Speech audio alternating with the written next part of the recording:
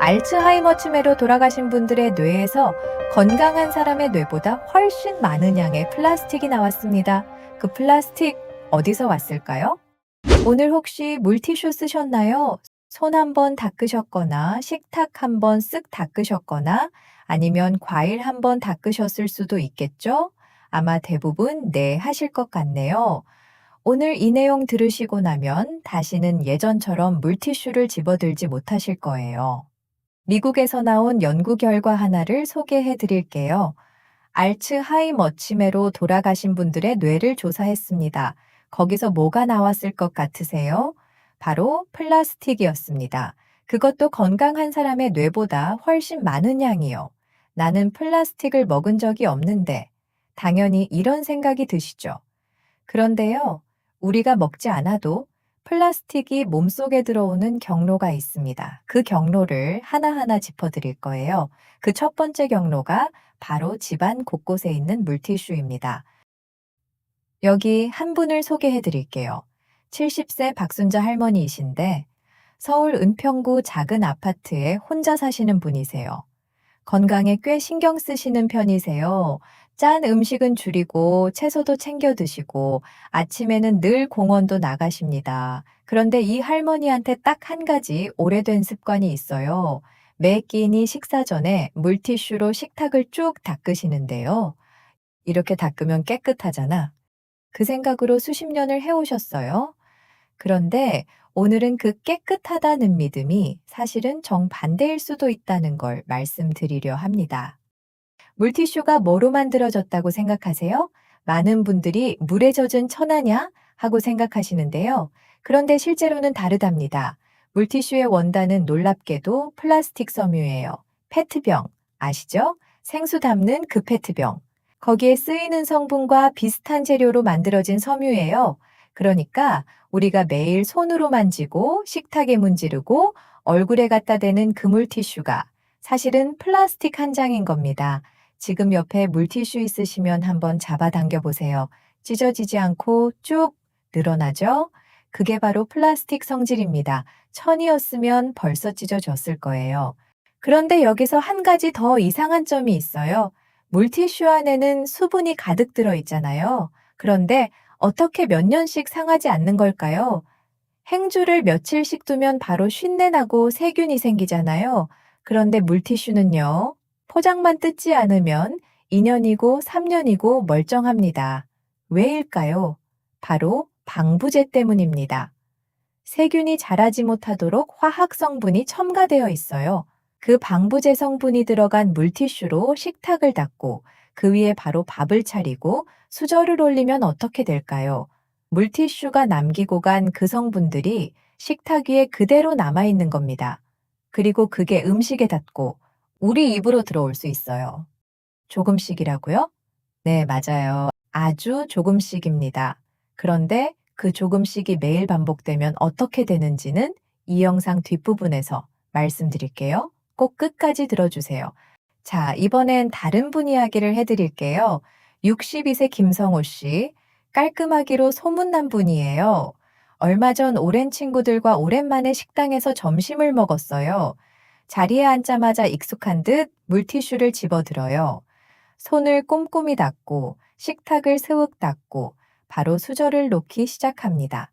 그런데 식탁 물티슈는 집에서 쓰는 것보다 품질이 낮은 경우가 많아요. 단가를 낮추다 보니 방부제 성분이 더 많이 들어가는 경우도 있거든요. 그러니까 김성호 씨는 지금 깨끗하게 닦는다고 했지만 오히려 더 많은 화학 성분을 식탁과 수저에 남긴 채 밥을 먹기 시작한 겁니다. 그냥 보면 평범한 점심자리예요. 그런데 지금 말씀드린 내용을 알고 나면 이 장면이 조금 다르게 보이실 거예요. 자, 이제 진짜 핵심 이야기를 드릴 차례입니다. 물티슈를 꺼낼 때마다, 사용할 때마다, 문지를 때마다 뭔가가 떨어집니다. 눈에는 보이지 않아요. 머리카락 굵기의 수십 분의 1이라 너무 작아서 공기 중에 떠다닙니다. 이게 바로 미세 플라스틱이라는 건데요. 물티슈를 꺼내서 쭉 펼칠 때, 식탁을 문지를 때, 손을 닦을 때 그때마다 이 미세 플라스틱이 조금씩 떨어져 나와요. 그리고 손에 묻습니다. 그 손으로 과일을 만지고 젓가락을 잡고 음식을 드시는 겁니다. 하루하루는 정말 티가 안 나지만 한 달, 1년, 10년이 쌓이면요. 이 미세 플라스틱이 몸속 어디로 가는지 지금부터가 진짜입니다. 우리 몸속에 들어온 미세 플라스틱은 혈관을 타고 돌아다닙니다. 그리고 연구원들이 발견한 사실이 있어요. 이 미세 플라스틱이 특히 많이 축적되는 곳이 있는데 그게 바로 뇌입니다. 왜 하필 뇌일까요? 뇌는 지방 성분이 아주 많아요. 그리고 플라스틱 성분은 지방과 결합하기 쉽습니다. 그래서 다른 장기보다 뇌에 더 잘 쌓이는 거예요. 그리고 이게 바로 처음에 말씀드린 그 연구 결과와 이어집니다. 치매 환자의 뇌에서 왜 플라스틱이 나왔는지 이제 조금 감이 오시죠? 물론 물티슈 하나가 치매의 직접적인 원인이다. 이렇게 단정할 수는 없습니다. 연구자들도 아직 그렇게까지는 말하지 않아요. 그런데 중요한 건 이겁니다. 관련이 있을 수 있다는 연구들이 계속 나오고 있다는 거죠.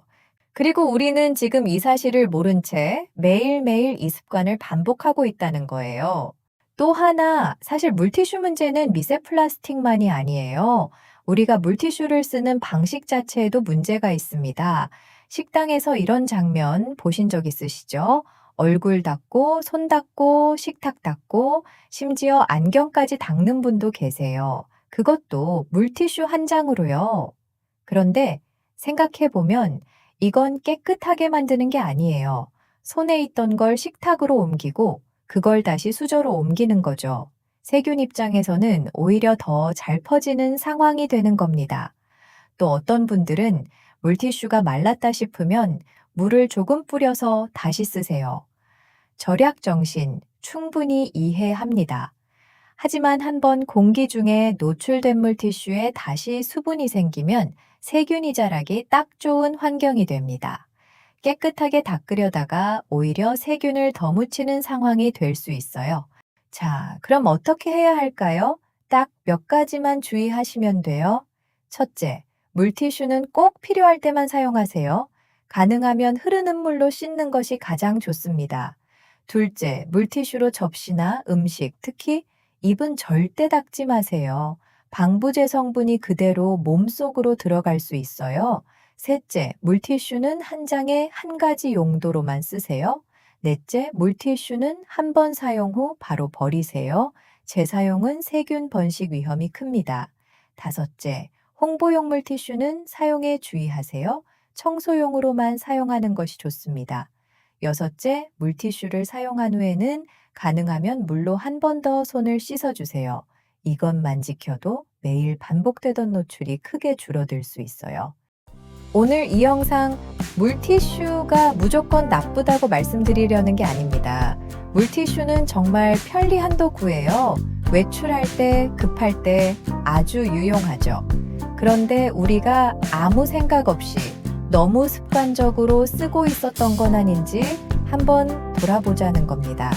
박순자 할머니도 김성호 씨도 어쩌면 여러분도 지금까지 그냥 당연하게 해왔던 습관일 수도 있으니까요.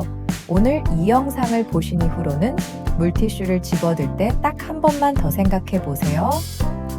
지금 이게 꼭 필요한가?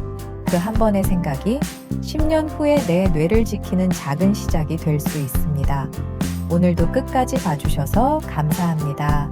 이 영상이 도움이 되셨다면 주변 분들께도 꼭 공유해 주세요. 특히 매일 물티슈 쓰시는 부모님, 어르신들께요.